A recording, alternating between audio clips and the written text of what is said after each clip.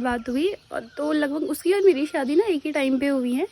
तो कल हमारी बात हुई, बातों बातों में अच्छी बातें हो रही थी, अचानक से वो रो पड़ी। मैं तो यार उसने बताया कि उसके पति की ड्यूटी है JNK में, पति देवर बहुत छोटा उसका भी।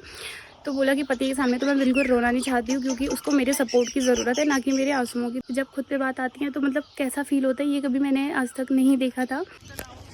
सो hello guys, good morning, welcome back to my another blog. दोस्तों मेरा नाम है हिमांशी और मैं बिलोंग करती हूँ उत्तराखंड केदारखंड से। दोस्तों तो अभी मैं आ चुकी हूँ खेत में। सुबह की भाई सीधे हम सुबह पहुँच गए थे खेत में, चाय वाई पी, क्योंकि आजकल काम का टाइम है एज यू नो। देख सकते हो आप चाचा चाची और सारे भी लगे हुए हैं गेहूँ काटने पे। तो ये लोग तो यहाँ पे गेहूं की कटाई कर रहे हैं। हमने गेहूं की कटाई तो कंप्लीट कर दी, लेकिन अभी हमारा मैया वगैरह लगाने के लिए है। क्या होता है मैया लगाना, चलो मैं खेत में जाके आपको बताती हूँ। तो यहाँ पे खड़ी रहती है हमारे गांव की 813 जो कि निकल चुकी हैं, बाकी ये सारी प्राइवेट गाड़ियाँ हैं। तो दोस्तों मस्त यहाँ पर आप देख सकते हो कि हमारी चाची और गेहूँ काट रहे हैं। गेहूँ कुछ तो पके हुए अच्छे से है, लेकिन कुछ बहुत ही ज्यादा कच्चे हैं। केन खेल मुँह सुधे सबू थी तुम्हारो लगे चाची जी। अरे यार कट ही नहीं रहे हैं। हरे गेहूँ क्यों काट रहे हो? हाँ झाड़ू पड़ रहे हैं वही तो। हाँ तकीपुन कान छो तो मुनिया पुंगड़ो उधार।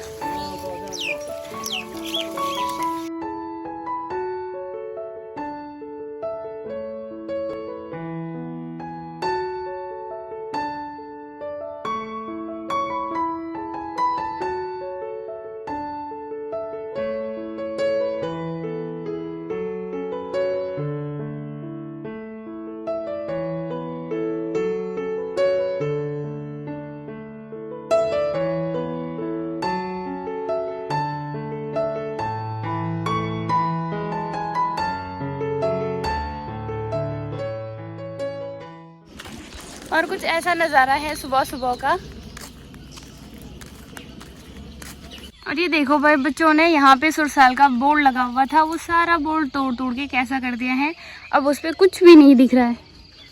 तो दोस्तों ये रहा मैया और ये मैया लगाने वाले पापा जी। हेलो पापा, good morning. Very good morning. कैसी लग रही है गाँव की प्यारी प्यारी मॉर्निंग?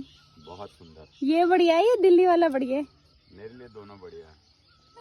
अच्छा ठीक है। तो बाकी ये आधा वहाँ पे तक देख सकते हो वो हमारा खेत है, उसके बाद मुस्कान और यानी चाची जी का खेत लग जाएगा। और इस पूरे में हमें मैया लगाना है।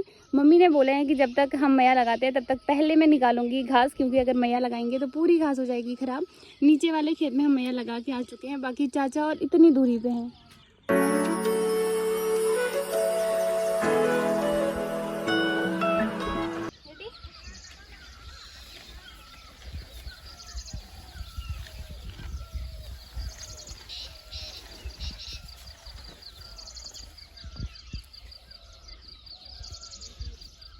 सो देखो गाइस, अभी काफ़ी लोग सोच रहे होंगे कि यार ये लड़की कर क्या रही है और कर क्यों रही है। तो बिल्कुल आपका सोचना सही है, और ये हमारी खेतीबाड़ी का एक तरीका है। बेसिकली बहुत अलग तरीका है, मुझे पता है इस तरीके को ज़्यादा लोग यूज़ नहीं करते हैं, लेकिन हमारे रुद्रप्रयाग में लगभग हर दूसरे गांव में ये मेथड यूज़ होता है आज भी। वैसे तो पुराने ज़माने में लोग ऐसा करते थे, अभी के टाइम पे बहुत सारे इलेक्ट्रॉनिक मतलब जो भी मशीन वगैरह हैं वो सब चीज़ें आ चुकी हैं, तो अभी आदमियों ने थोड़ा परिश्रम करना बंद कर दिया है। लेकिन हमारे यहाँ भी उतनी सुविधाएँ नहीं हैं, तो यहाँ इंसानों को ही सब कुछ करना पड़ता है।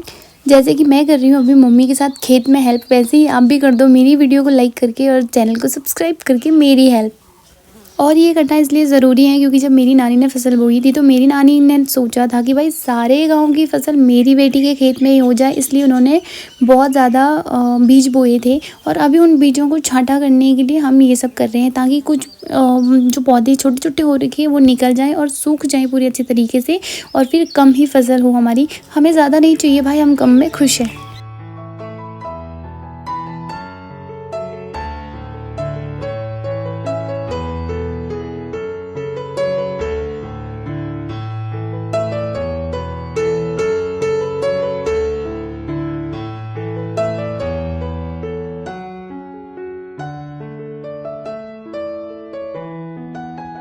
तो यहाँ पर दोस्तों ये खेत में मैया लगाने से मेरे पाँव आप देख सकते हो बहुत ही ज़्यादा गंदे हो रखे हैं। और ये वैसे चलता पानी है, ऊपर से आया है, इस पानी को गाय भैंस पीते भी हैं, पर ऊपर का ये तो थोड़ा नीचे आ रखा है पानी रोड में। और बाकी मैं थोड़ी सी पाँव धुलूंगी, पहले से लगता है पापा ने यहाँ पे पाँव धोए हैं। मैं तो ऊपर ऊपर ही पाँव धोऊंगी, बाकी नीचे से इतना सुंदर सा मस्त वो हो रखा है हरी घास। तो अभी दोस्तों मैंने अपनी कंडी पकड़ ली है, काफ़ी ज़्यादा पसीना वगैरह आ गया है, बट ठीक है, मुझे बहुत अच्छा लगता है जब थोड़ा फेस पे स्वेटिंग वगैरह हो जाती है तो फेस भी क्लियर हो जाता है। और मेरे ठीक सामने पे ये भाई ये क्या चीज़ है, ये तो आप कमेंट करोगे। तो अभी दोस्तों खेत के बगल पे मुझे ये प्यारी सी झाड़ी दिखाई दी, और आपके यहाँ इसको क्या बोलते हैं कमेंट में ज़रूर बताना, बाकी मैं इंतज़ार करूँगी। और भाई इसको तो मैं स्कूल टाइम पे बहुत ज़्यादा खाती थी, बट अभी जब से मैं बड़ी हुई हूँ, इसको मैं स्कूल टाइम पे बहुत ही ज़्यादा खाती थी, पर अब जब से मैं बड़ी हुई तब से मतलब इतना इंटरेस्ट नहीं है मुझे इन चीज़ों में, क्योंकि बहुत टेस्टी, बहुत अच्छा हो रहा है।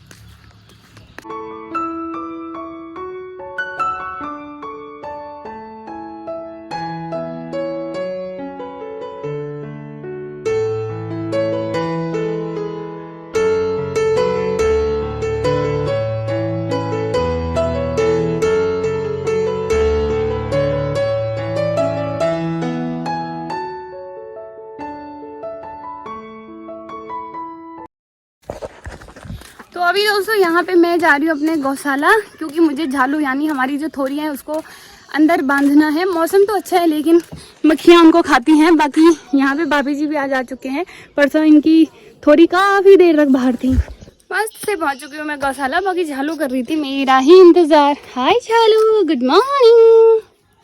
तो इसको नहला धुला के अंदर बांध देते हैं भाई, चल ठीक है।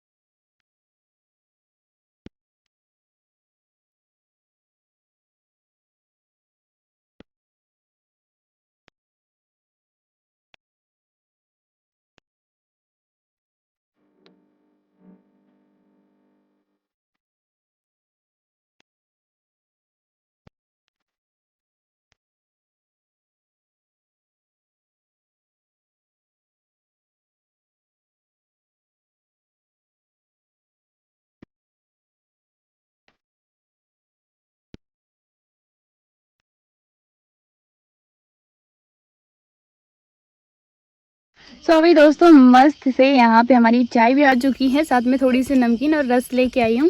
रोटी तो मम्मी खा रही रोटी, तो रोटी भी लेके आई हूँ।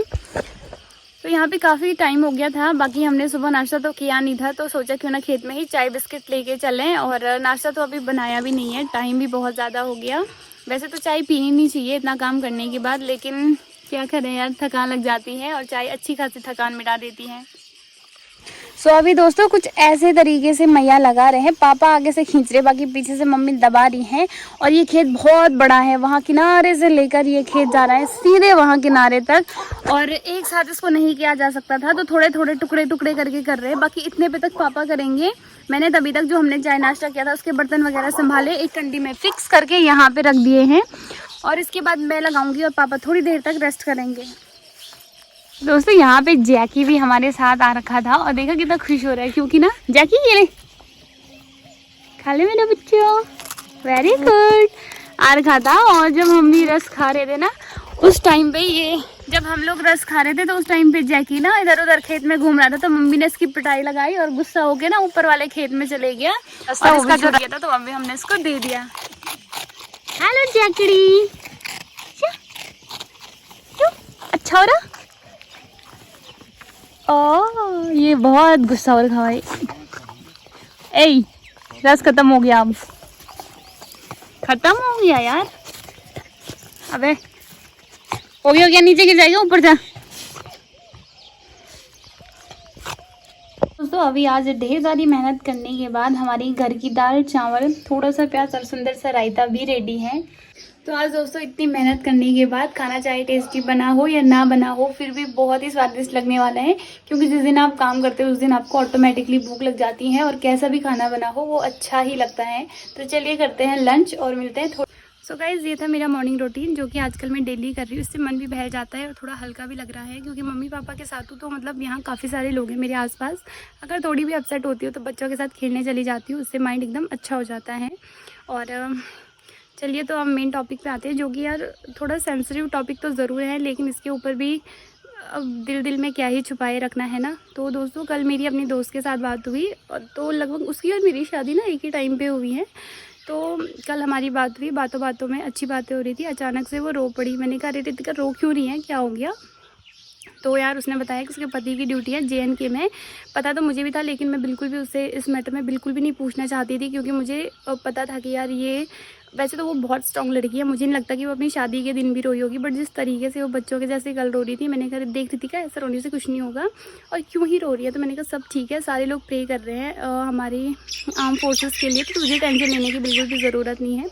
तो उसने बोला कि यार होता ही है, अगर आप भी हो या मैं भी हूँ, हमारी फैमिली में लड़कियाँ थोड़ी सॉफ्ट होती है, सॉफ्ट हार्टेड होती है, नहीं कंट्रोल कर पाती है। तो उसने बोला कि देख हिमांशी बात यह है कि मैं अपने ससुराल वालों के सामने तो बिल्कुल नहीं रो सकती क्योंकि वो खुद ऐसे वीक कमज़ोर हुए पड़े हैं। उसके सास है, ससुर है, बाकी छोटा देवर है, देवर बहुत छोटा उसका भी।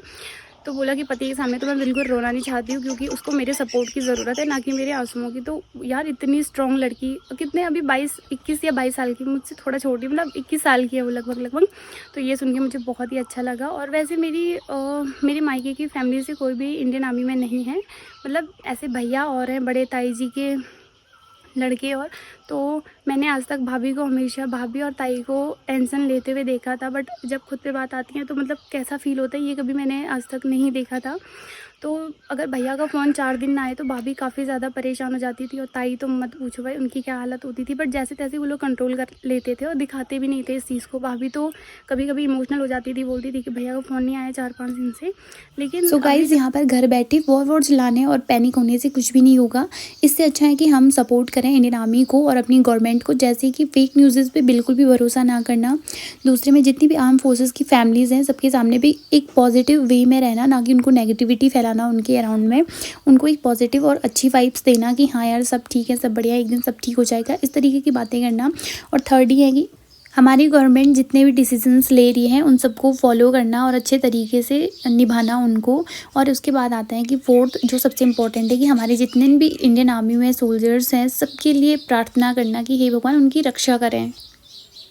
So guys end of the vlog मैं यही बोलना चाहूँगी कि जो भी हमारी आर्म फोर्सेस की फैमिलीज़ है सबको पेशेंस रखने की ज़रूरत है। और क्योंकि इतना बड़ा भारत उनके लिए प्रे कर रहा है तो आपको पता है प्रार्थनाओं में बहुत शक्तियाँ होती हैं। सो गाइज लास्ट में मैं ये बोलना चाहूँगी कि भाई जो भी आर्म फोर्सेस की फैमिलीज़ है ना उनके सामने ना आप ये फेक न्यूज़ वाली बातें बिल्कुल भी ना लाएं क्योंकि उनकी बातें ना अपने बच्चों से या फिर पति से, जिनसे भी जो भी आर्मी में है उनसे हो रही है प्रॉपर। उन्होंने खाना खाया, पिया, सोया, आराम किया, कहाँ है गए, हल्की फुल्की बातें तो वो कर सकते हैं और इतना ही सामने वाला बता भी सकता है। उसके अलावा इधर उधर की बातें या फिर ऐसा वैसा बार बार फैमिलीज़ के सामने पे ना लाएं, इससे भी एक बैड इफ़ेक्ट और बुरा माहौल बन रहा है। तो बस आप प्रार्थनाएं कीजिए, बाकी मिलते हैं अगले ब्लॉग में।